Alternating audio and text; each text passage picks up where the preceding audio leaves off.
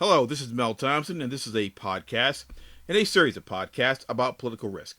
Today I'll be discussing currency convertibility in India.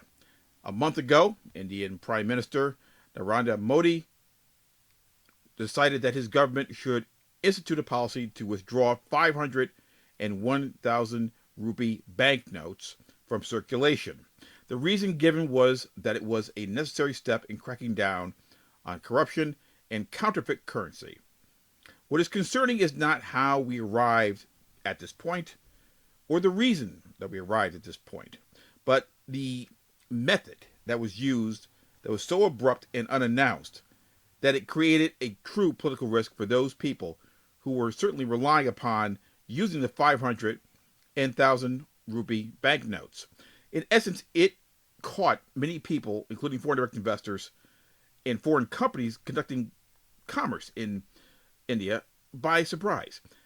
These companies and these investors rely upon the larger banknotes in some cases, and the lack of use of them also gives them a lower, less reliable, I'm using multiple terms here to possibly describe how this could be interpreted, lower, less reliable method of converting currency into a usable form. In other words, many people that they need to pay would accept 500 and 1,000 rupee banknotes.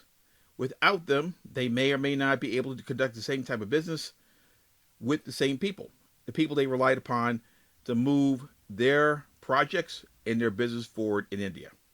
Now, 30 days later, we see a continuing rush on banks, and many people are even more desperate than they were 30 days ago.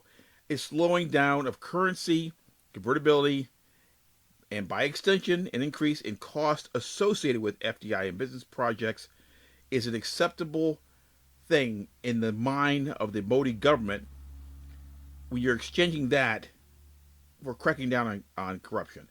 It is not an acceptable exchange.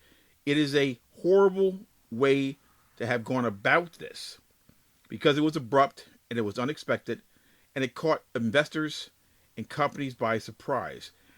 It also caught the average person by surprise who is now standing in some awful line trying to figure out what is left in their bank account.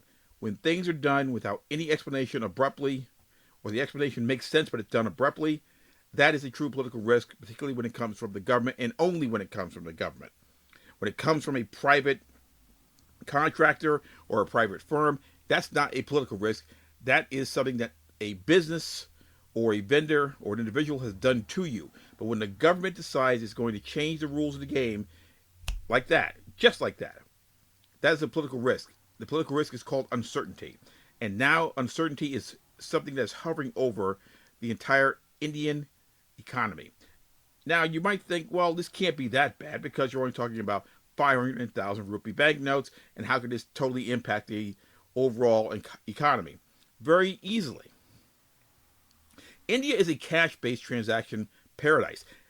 FDI must adapt to its surroundings and not dictate them. So in order to flourish, FDI and companies conducting business in India have learned to deal in cash, particularly in 500 and 1,000 rupee banknotes. They follow the tax rules, these companies, in many cases, and most importantly, they can convert cash when necessary.